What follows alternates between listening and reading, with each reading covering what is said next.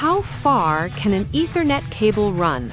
The answer is 100 meters, or 328 feet. Let me explain why.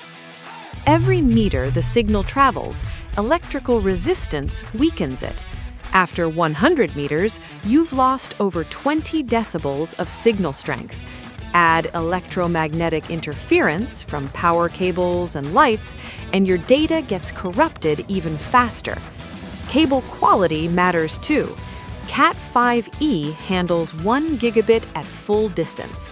Cat6 only reaches 50 meters at 10 gigabit speeds. But Cat6a gives you full 10 gigabit performance across the entire 100 meters. Need more distance?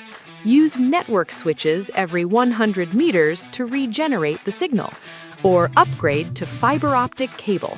It can reach over 10 kilometers with virtually no interference. TSCables supplies Cat5e Plenum, Cat6 Plenum, and Cat6a Plenum pure copper and other accessories for commercial and residential installations across the United States. Get the right cable for your network.